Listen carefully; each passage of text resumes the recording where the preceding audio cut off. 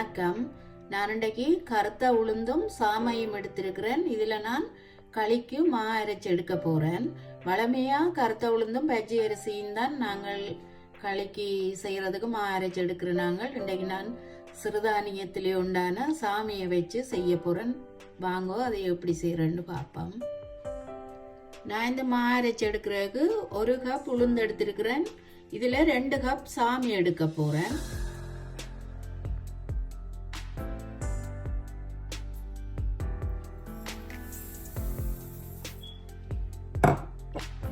நான் கழுவி எடுத்துட்டு வடிய விட்டு வறுத்தெடுக்க போறேன்.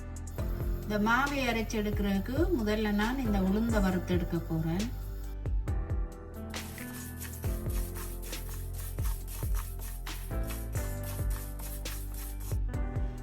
இந்த களிக்கு மா அரைச்சி எடுக்கிறதுக்கு வெள்ளை உளுந்துலேயும் வறுத்தரைச்சு செய்யலாம். ஆனா நான் கருத்த உளுந்து எடுத்திருக்கிறேன். ஏனெண்டா இதுல தோல் நீக்காம நாங்கள் வறுத்தரைச்சா நல்ல சத்து இருக்கு இந்த கருத்த உளுந்துல. அதனாடித்தான் நான் இதை எடுத்திருக்கிறேன். இந்த உளுந்து வறுபட்டுதோ இல்லையோன்னு பார்க்கறதுக்கு வாசமாக இருக்கும். வறுபட்டா அல்லாட்டி கொஞ்சத்தை எடுத்து நாங்கள் இதில் இப்படி போட்டுட்டு அமர்த்தி பார்க்கலாம். அப்படியே ஆட்டி கருவடை இல்லையாண்டா இது உடாயுது. நான் இனிமே ரக்கி எடுக்க போகிறேன். கலரும் மாறிட்டுது, பொன்னிறமாக வந்துட்டுது. அப்போ நான் இதை ரக்கி எடுக்க போகிறேன்.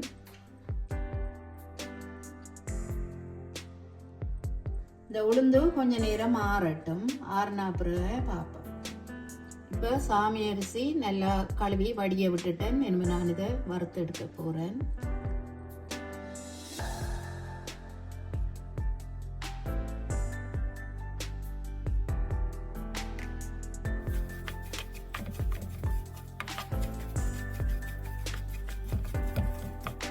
இந்த சாமி அரிசியை நல்லா ஈரம் போக வறுத்தெடுக்கணும். ஏனெண்டா நாங்கள் இவ்வளோ மாவிலையும் களி இப்போ செய்யல, வச்சு செய்கிற நாடி நாங்கள் கொஞ்சம் வறுவடை விட்டு எடுத்து அரைச்சி வச்சா நல்லது, பழுதாகாதுமா.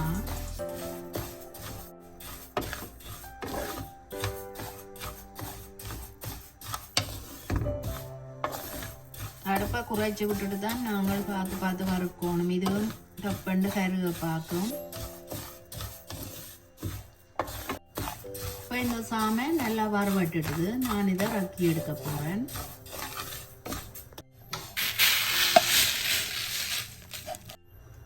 இனிமே மிச்ச சாமையை நான் வறுத்தெடுக்க போறேன்.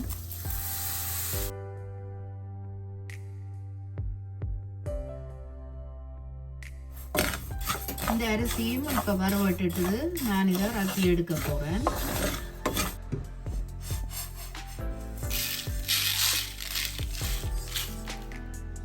இது மாறட்டும். மாறின பிறகுதான் அரைச்சி எடுக்க போறேன். நான் இந்த உளுந்து இப்ப நல்லா ஆறிட்டுது. நான் இதை உரலுக்க போட்டு கொஞ்சம் அந்த உமித்தன்மை போக இதை தீட்டி எடுக்க போறேன். நான் இந்த உளுந்த நான் இப்ப உரலுக்குள்ள குத்தி எடுத்து பிடைச்சு எடுத்துட்டேன். இனிமே இந்த சாமியையும் உளுந்தையும் சேர்த்து அரைச்சி எடுப்பேன்.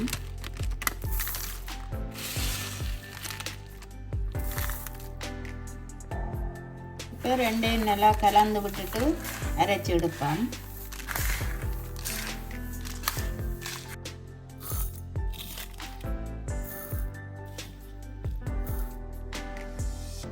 இப்போ இந்த மா நல்லா அரைவட்டுட்டுது.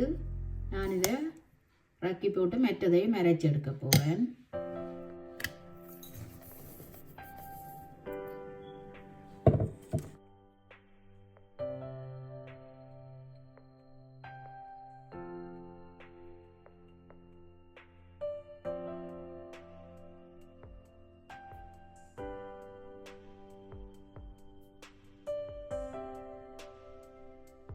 உளுந்தும் சாமையும் இப்போ நான் அரைச்சி பவுடராக எடுத்துட்டேன்.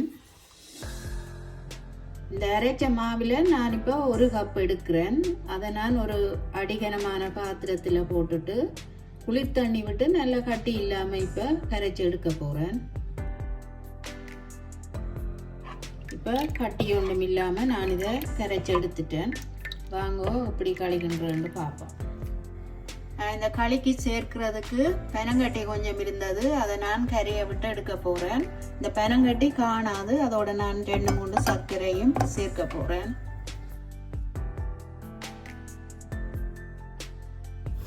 இப்போ நான் இந்த களிமாவை அடுப்பில் வச்சு இந்த மா வீகிறது அளவான தண்ணி விட்டு கிண்டி கொண்டு இருக்கிறேன். அதுக்குள்ள நான் இப்போ கொஞ்சமாக உப்பு சேர்க்க போறேன். கொஞ்சம் உப்பு சேர்ப்போம்.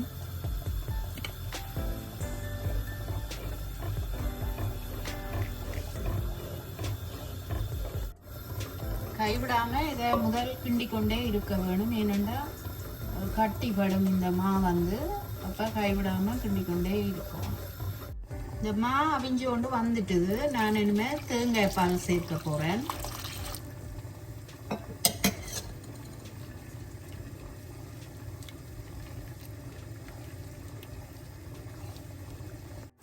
இந்த பெனங்கட்டி நல்லா கரைஞ்சிட்டுது. நான் இந்த மாவோட இதை சேர்க்க போறேன். வடிச்சு விட வேணும், எதுவும் பூசை எதுவும் இருந்தாலும்.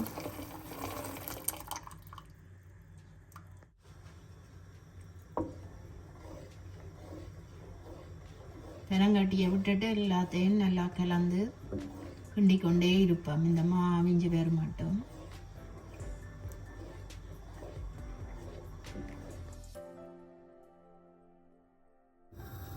இந்த களிக்கு வந்து தேங்காய் பாலுக்கு பதிலாக பசுப்பாலும் விட்டு கிண்டலாம்.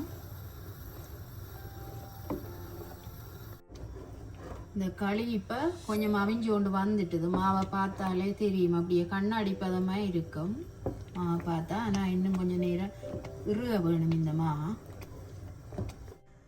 இந்த மா இறுகி கொண்டு வர நேரத்தில் நான் நல்லெண்ணெய் சேர்க்க போகிறேன். ஒரு 2 மேசக்கரண்டி சேர்த்தா காணும். நல்லெண்ணெயை சேர்த்துட்டு எல்லாத்தையும் நல்லா கலந்து கைவிடாமல் கிண்டுவோம். இந்த நல்லெண்ணெய் சேர்க்கிறது நல்ல சத்தாக இருக்கும், சேர்த்து செய்யலாம். இல்லாட்டி விருப்பம் இல்லாட்டி விடலாம். சில பேருக்கு ஒத்துக்கொள்ளாது நல்லெண்ணெய், அப்படி ஒத்துக்கொள்ளாதவே சேர்க்க தேவையில்லை. நான் இந்த மாவை அரைச்சி போட்டு அரிக்காமத்தான் இதை நான் செய்கிறேன் இந்த களியை. ஏனெண்டா கொஞ்சம் குருணித்தன்மையாக இருந்தால் இந்த களி சாப்பிட கொஞ்சம் குருணி கடி வர்ற மாதிரி இருந்தால் நல்லா இருக்கும். அதுக்காண்டி தான் நான் அரிக்கல. நான் 1 கப் மாவில் தான் இந்த களியை செய்கிறேன். ஒரு 4-5 பேருக்கு வடிவாக காணும் இது சாப்பிட்றதுக்கு. இந்த களிமா வந்து நல்லா அவிய வேணும். நாங்கள் அவியாமல் அரைக்குறையில் ரக்கினமாக இருந்தால் ரக்கி சாப்பிடக்குள்ள நெஞ்செரிக்கும், செவிபாடும் அடியாது. அதனாடி நல்லா அவிய விட்டு தான் இந்த களியை நாங்கள் ரக்கி எடுக்கணும்.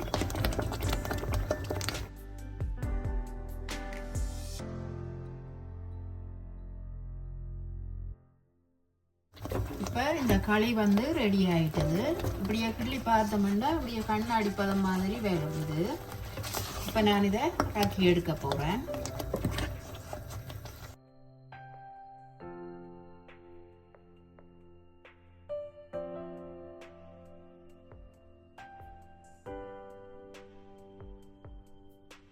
இந்த மிச்ச மாவை வந்து நான் ஒரு கண்ணாடி போத்தலுக்கு ஒரு இறுக்கமான மூடியால் மூடி வச்சிருக்கிறேன். இது வந்து நாங்கள் கூடமாக செய்தாலும் ஒரு நிறைய நாளுக்கு வச்சு இதை பாவிக்கலாம். நான் இந்த கருத்த உளுந்தையும் சாமையையும் சேர்த்து அரைச்சு களி செய்து எடுத்துட்டேன். இப்போ உண்மையிலேயே இந்த களி வந்து பச்சை அரிசி உளுந்தோட சேர்த்து செய்கிறதில் விட இந்த சாமை சேர்த்து செய்தது இன்னும் நல்ல டேஸ்டாக இருக்குது. அதோட நான் பெனங்கட்டியும் சேர்த்துருக்கிறேன். நல்ல ஒரு டேஸ்டாக இருக்குது. நீங்களும் செய்து பார்க்கலாம். சின்ன பிள்ளைகளுக்கும் இது நல்ல சத்தான ஒரு சாப்பாடு செய்து கொடுக்கலாம். நீங்கள் நான் செய்த இந்த களி ரெசிபி உங்களுக்கு பிடிச்சிருந்தா எங்களோட சேனலுக்கு ஆதரவு தாங்க. நன்றி.